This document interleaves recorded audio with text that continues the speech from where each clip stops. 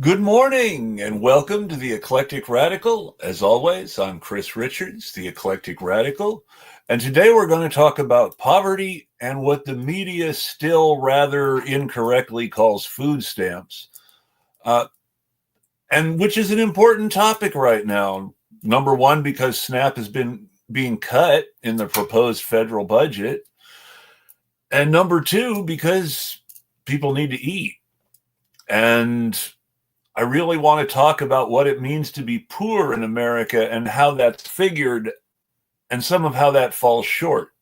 Because I don't think people understand that we have a lot more poor people than we think we do, especially when we compare the official counts to reality. But before I do, I am going to talk a little bit about some recent news, simply because I don't want to ignore it, and the mainstream media won't shut up about it. And also because I've noticed that people have had some bad takes on it too. There's been a lot of noise in the media the past couple days about the ambush that Trump and J.D. Vance pulled on President Vladimir Zelensky of Ukraine this week, and lots of criticism of Trump and Vance, praise for Zelensky, the usual demonization of Vladimir Putin as the devil and Hitler rolled into one, and the usual erasure of the historical and political factors that make for the Ukraine war. I don't want to get too deep into all of it because it's a show in its own. But I do want to say that both the official mainstream media, oh my gosh, how can they do this narrative of Trump and Vance betraying an important democratic country who's a natural ally of America is sensationalistic and designed to play towards a specific audience that I don't think exists the way it existed in 2003 and 2004, but the Democrats seem to think that's the electorate we're still dealing with. And they want to really play up patriotism and support for the war, and Russia's the bad guy. Whereas people sort of cheerleading for Trump holding up Zelensky for half his resources in order to keep helping him in his war with Russia are sort of ignoring the transactional and cold-blooded math in which Trump doesn't care anything for people in Ukraine on either side of the conflict who are being harmed by the war. He doesn't care about the fact that the only real way to end the war is for both countries to say they've had enough of their governments, because right now their governments are committed to the war, which is why Ukraine hasn't allowed any elections despite being supposedly democratic since the war started. So I just wanted to mention that and get it out there, because there's lots of cheerleading for Zelensky, lots of cheerleading for Trump, and both are rather silly. We have a big tragic war going on in Ukraine that's only happening because of the geopolitical ambitions of Americans and the enthusiastic cooperation of people who can only be called Nazis. And that's how we got where we are. And the far right in Russia and Ukraine have been the only winners in this war. At some point, there's a scenario where people to Putin's right and people to Zelensky's right both take over the government and things get worse. I'd like that not to happen. But nobody seems to be trying to do anything to settle the actual underlying issues anymore. It's become an existential fight for the existence of Ukraine, largely because of America. And that didn't have to happen. And Trump cutting Zelensky loose now is just one more example of America finding allies of opportunity and then abandoning them when we no longer need them. And that's something that needs to stop. Way back at the point where the Heritage Foundation was funding the Ukrainian People's Movement during the Cold War, it should have stopped. But no one wanted to stop it then, and we're dealing with the consequences now. So that aside, let's get on to the topic at hand. I want to talk about poverty first. Who's poor? How does the federal government decide whether you're poor or not? The answer might actually surprise you. The way the federal government decides whether someone is poor or not is by measuring families and individuals. Now, this is very important to understand because families and individuals are very separate things. Good morning, Noli. Thanks for joining us. We appreciate it. A lot of us are, but we don't. But the government doesn't think so, and I'm just about to get into why. I hate it. So, how do we decide? How does the government decide whether we're poor? Well, they measure families and individuals, as I said. Families being people who are related to each other by marriage or adoption or blood. Now, this is important because when it comes to measuring poverty, because 2 parents and 2 children are a family of 4, and their poverty is measured one way, whereas 4 people living as roommates and sharing expenses because of economic need are considered individuals, and their poverty is figured another way. So that's it right there. The family of 4 is an arbitrary social construct rather than any 4 people living together and sharing expenses. If 4 individuals living together and sharing expenses but not related to each other aren't considered a family. They're considered 4 individuals. And their expenses are figured based on their share of what they're paying, which means even though they're only not poor because they're all living together, which means, in other words, they're poor, the actual calculation comes out saying they're not poor. Now, a family of 4 right now is considered poor if they make about if they make $30,000 a year or less. Now, that's for a family of 4. But how is that valuation figured? Well, it's based on 3 times the cost of a minimum necessary food diet in 1963, adjusted upward for inflation. And that's all that goes into it. 3 times the cost of food in 1963, based on minimum dietary needs, which means the bare minimum number of calories, and then adjusted upwards for inflation in today's money. And that's how they get that number of $30,000 a year for a family of 4. That doesn't include your utilities, and you have to pay your utilities. You can't cook your food yourself, which this formula is assuming, if you don't have electricity and or gas. So, but that's not figured in. Your gas bill, electric bill, your water bill, none of that is figured into this calculation. Just the cost of food. Likewise, your rent isn't figured into this calculation. Everybody needs a place to live, and it's really hard to cook if you don't have a place with a kitchen to cook in. But this doesn't figure rent into the matter at all, which is pretty fucked up when you consider that rent is the number 1 expense in America. People pay their housing costs first on the first of the month, or they get a late fee. But that's not figured into the poverty calculations by the federal government at all,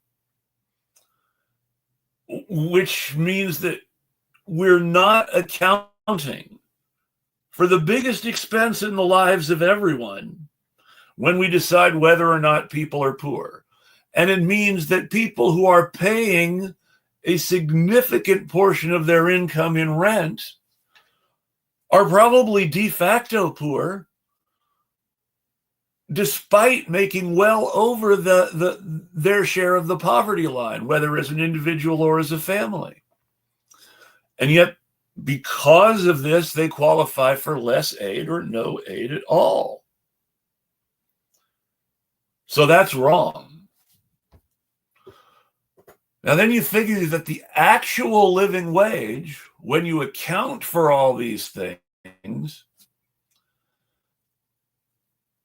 is about $44,000 a year supposedly here in Portland for a married couple, a family of two. Now, my wife says that's not really a living wage in Portland for a married couple, and I kind of agree with her, but those are the official numbers. A living wage is supposed to be about $44,500 a year here in Portland. But the poverty line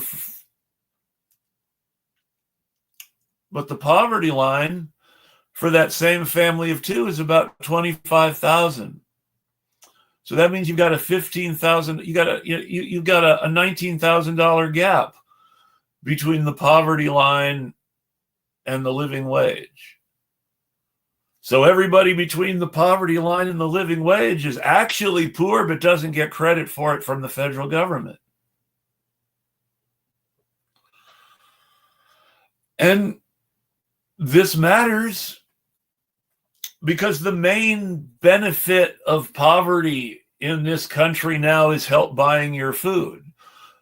When Bill Clinton declared welfare as you know it was gone, that meant that the old AFDC program, Aid for Families with Dependent Children, became TANF, Temporary Assistance for Needy Families, and that child support now had to be factored in before the federal government would pay anybody any help. And so now the only thing that most people who don't have kids, or even people who do have kids, can qualify for on a regular basis is SNAP, Supplementary Nutritional Assistance Program. The idea being that SNAP is supposed to make sure people have enough money to get their minimum calories to be able to work and make money and keep the economy going. Now keep this in mind. This is a flawed, fucked up system when instead of requiring employers to pay everybody enough to be able to live, the federal government has a program to help people get enough nutrition to be able to work. Now that's a little messed up, right? See, Nola gets it. It really is. Now, we hear a lot of lies about SNAP in the media, the biggest being they still call it food stamps, when food stamps is an obsolete name for a voucher that you were given, each one being worth X number of dollars in order to buy food. Nobody's been given food stamp vouchers like that for many, many, many, many years. I believe they switched everybody over to debit cards in the 90s. Now everybody gets SNAP on an EBT card. There's no way to tell without actually looking at the electronic transaction records Whether someone's debit card is an EBT card and they're using SNAP, or whether it's a bank card and they're paying with their own money. There's no way to tell. There's no way to tell whether it's an EBT card or a credit card, except the electronic transaction records, which people standing behind in line in the supermarket don't see. So it's impossible for somebody standing behind somebody else in the supermarket to know that someone is buying lobster with their food stamps, because nobody uses food stamps anymore. It's all on a debit card that looks like every other debit card. So those stories are all lies. No one can tell except the cashier processing the transaction, who sees it come up EBT, and people who get the banking record.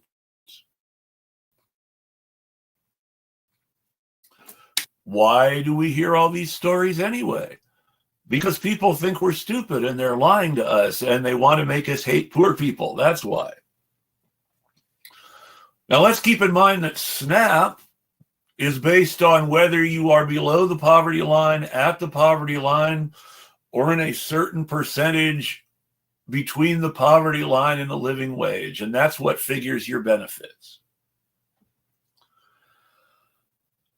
And which means some people get like $25 in SNAP a month, which is $25 of food that the government buys for them and they don't have to buy themselves, which is a little bit of help, but almost insulting when you consider how much they spend on rent every month. And if I pay $1,600 a month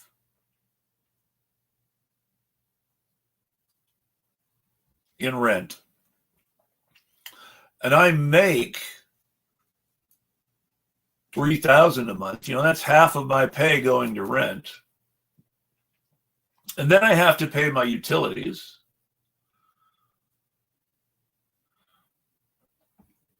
And then everything left over is for things like food, healthcare, and emergencies, plus, reasonable leisure time, which everybody deserves, by the way. And I don't care what people buy using SNAP. I honestly don't. It's nobody's business. I agree. Fresh seafood is cheaper than almost anything else fresh. That's very true, especially if you live near the ocean. And it's kind of funny because lobster and shrimp were originally poor people's food, and the rich turned up their nose at them. And they only became the food of the wealthy when they became rare and hard to get because of overfishing or pollution.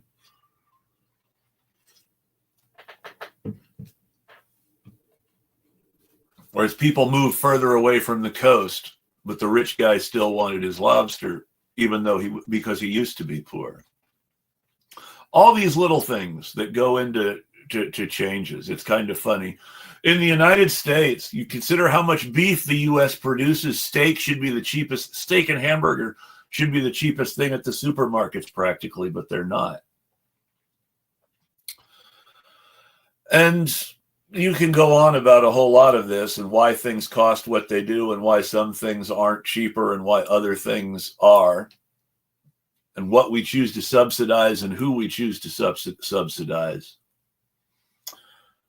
But really what it comes down to is that there are some people who need more help, who are only getting $25 a month in SNAP benefits. And if they want to use that to pay for something nice so that they don't have to pay for it themselves, fuck you if you think it's your business. It's just not your business. And the idea that it is your business comes from an old idea that the middle class has to police the morality of poor people, because otherwise the poor people are going to go to hell without middle class morality. And that's some bullshit. That's bigotry, that's chauvinism, that's control.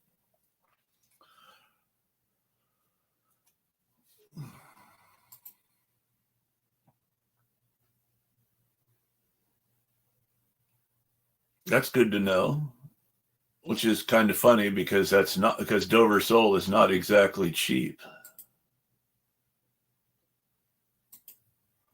Well, I mean, a lot of these should be basic human rights anyway, but I agree if they're not going to figure in the real cost of living, then the things they don't factor in should be free. But let's look again at what they don't factor in. They don't factor in public utilities, which are a basic necessity of modernity. You can't live without electricity and water, and in some areas you need gas. Those are just the facts. The fact that you need them to live means that you're going to have to pay money for them if somebody else is allowed to charge you money for them in order to profiteer. Rent, same thing. You have to live someplace. You're going to be paying rent, or you're going to be paying a mortgage. Whether you're paying rent or whether you're paying a mortgage, that's money that you're not going to be able to use to pay utilities, and it's not going to be money you're able to use to buy food. It's not money you're going to be able to use to pay emergency costs. And yes, we pay for our utilities when we pay our taxes, and we pay for our utilities again when we pay our bills. While at the same time, Nestle bottles the water that they buy from the same city and makes us pay for it a third time if we buy bottled water.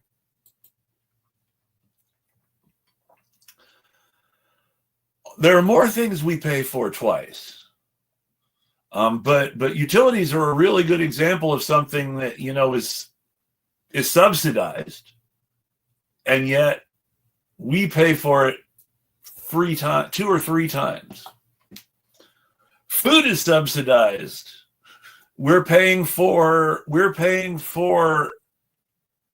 the price of food not to go below a certain level when we pay our taxes, when we pay our payroll taxes. And then we're also paying for food when we go to the grocery store. So we pay for food at least twice because of the way farm subsidies work. But food's something else we need. If we can't eat, we can't work.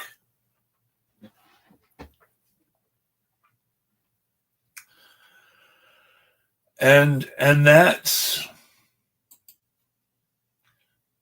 I never thought this. I work for Duke Energy. They are scumbags. Yes, they are. But Lumpin, I got to say, I never thought I would have a viewer who works for the same employer as half of Congress. So congratulations.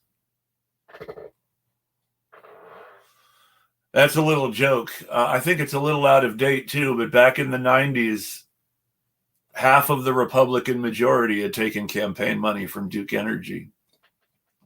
Even people who had no interest from Duke Energy in their districts, which is just wild, right?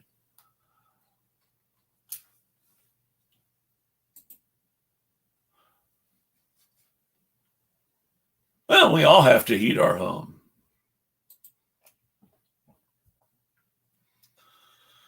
But yeah, and these are all corrupt organizations. There's a whole movie called Aaron Brockovich about how corrupt Pacific Gas and Electric in California is. A whole movie starring Julia Roberts. It was a big deal.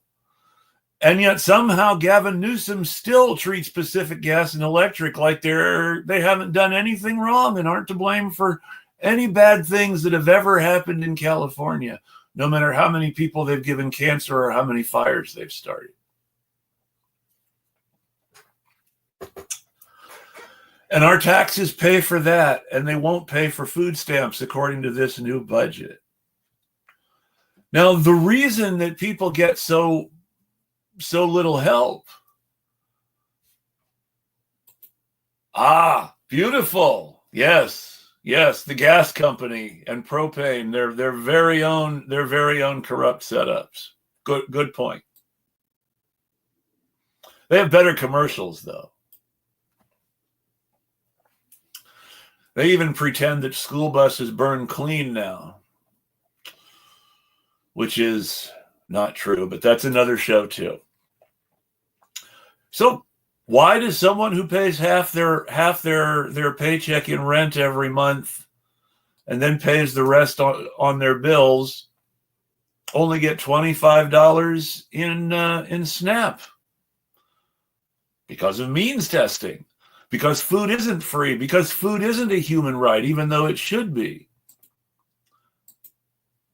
I laughed at this.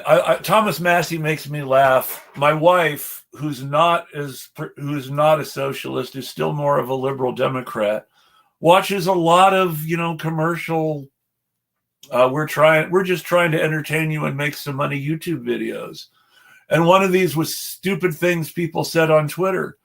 And one of the stupid things that people said on Twitter was an old tweet from Thomas Massey saying that food, what's next? Is food going to be a human right because housing's a human right? Yes, it should be. But I smiled because even though he blanked out my name, he singled out my reply to Thomas Massey. Yes, you colossal loon, eating should be a human right. And I remembered that reply, even though my face were blanked out. So it's, oh, that's me. And I made it on one of my wife's shows. That was kind of cool. And capitalism is a bit, except the joke is on us, and the comedians are all laughing. It's as George Carlin once said, it's a big club, and you're not in it.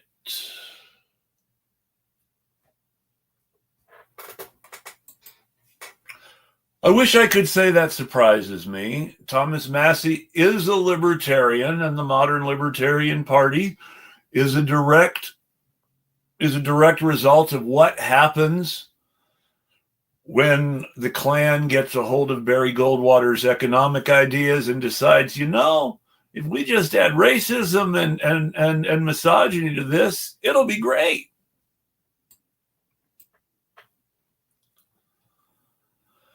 But I mean, that's the world we live in.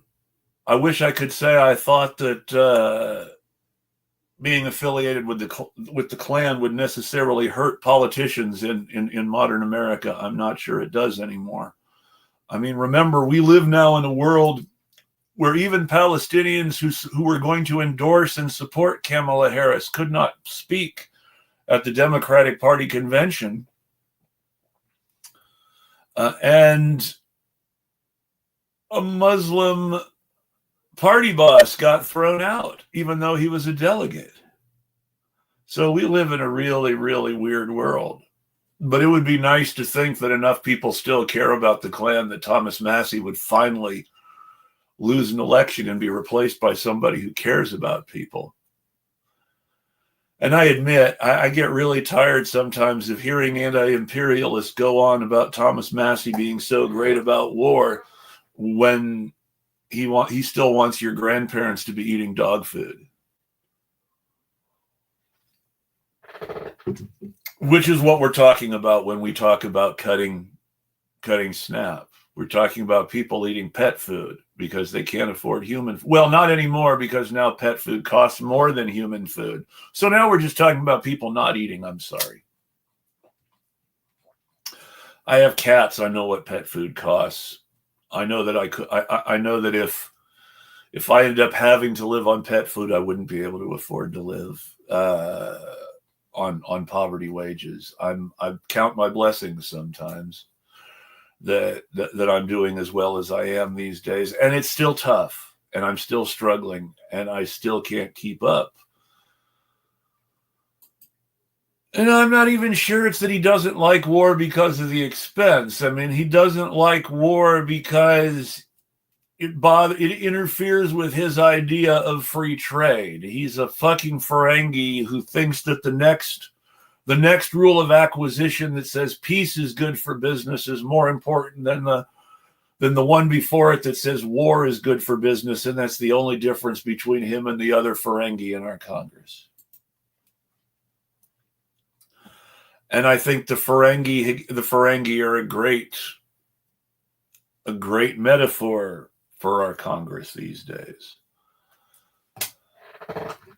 because they're all our Congress cares about is their own money and power, no matter who they are. So there's a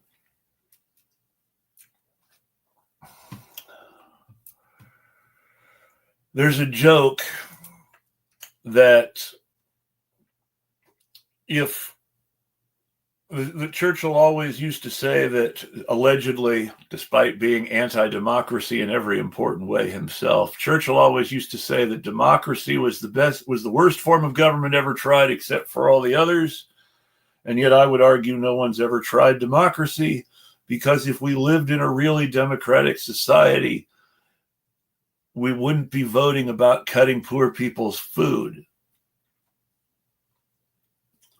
Everybody would eat.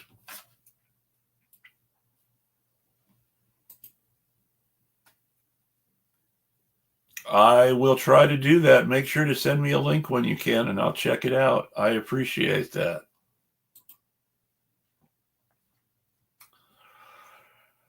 And, I think the reason that I talk so much about mutual aid and keep saying at least once a show that mutual aid is the most important organizing we can do is because people are having a hard time paying the rent. They're having a hard time paying their bills. And the one thing that they shouldn't have to worry about, food, they can't rely on the government making sure they can get help with.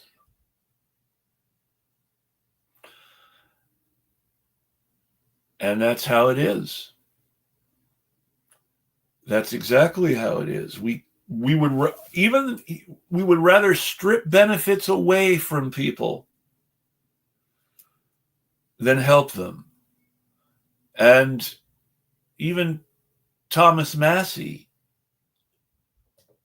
voted against the bill because he thought it didn't cut enough, not because he thought it cut too much.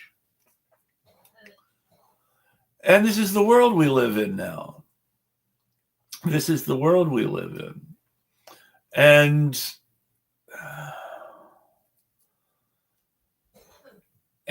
poverty is something that's normal.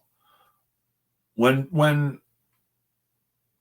people talk about economic anxiety in the mainstream media, what they mean is middle-class people afraid of losing their middle-class status and having to fight to survive like the rest of us, which is happening to people.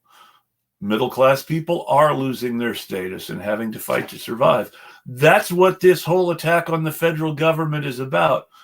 Destroying the middle class and destroying a competitive labor market that forces the private sector to pay more in order to keep people from going into government. And yet,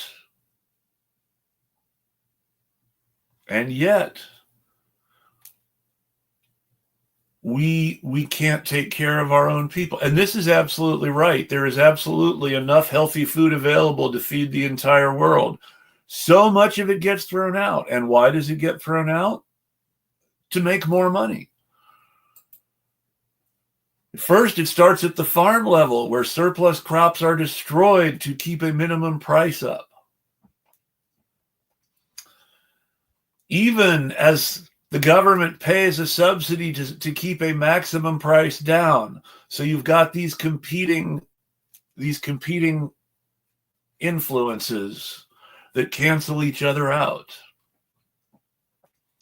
Then food gets destroyed unsold at the supermarket so that they don't cut into their own profits by giving too much food away, even though some of it's perfectly good.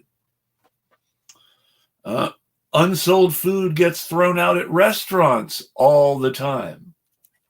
And, and they don't talk about this at all, but our heavily populated cities could feed themselves with greenhouses and urban farming.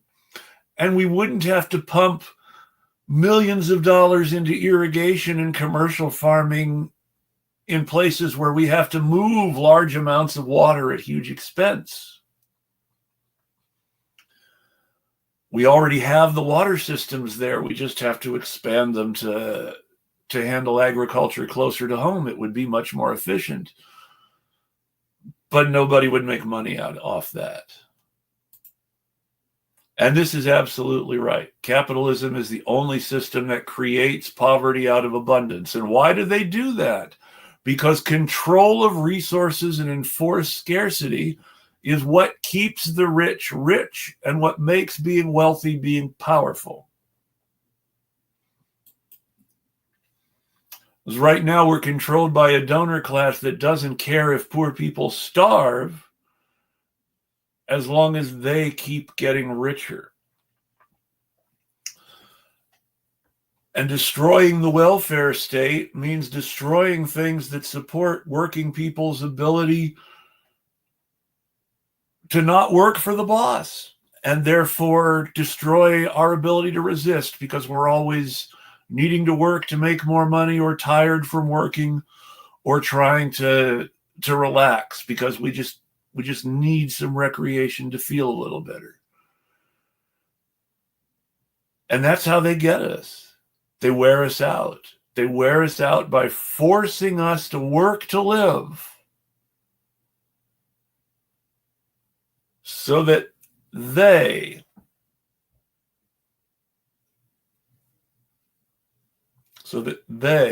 can prosper and be what Thorstein Veblen called the leisure class and enjoy themselves on levels that we working people would never be able to imagine. And it's a waste. All that waste so people can stay wealthy or try to become wealthy. And we end up cutting food assistance that shouldn't have to exist in the first place because everybody should have the right to eat. Now, if you've been enjoying this show, or if you've learned something from this show, or if you agree with this show, then please hit the like button, share this on your favorite social media, subscribe, check out my Patreon, consider making a donation to Eclectic Radical on Cash. DM me on Twitter at Eclectic Radical if you want to make a PayPal payment. That's cool too, but Cash App is easier if you just want to make a one-time donation. And follow, share. The best thing you can do is make sure as many people see this media as possible, because we need to understand a lot of this stuff. The media is not going to tell you that food stamps don't exist anymore and that trolls online talking about what they saw the person in front of them in line at the grocery store buy with their food stamps are lying. The media is going to feed you bullshit that makes you believe that crap by continuing to call SNAP food stamps and pretending that everybody in that same line isn't using a debit card that looks exactly the same, whether they're on assistance or not.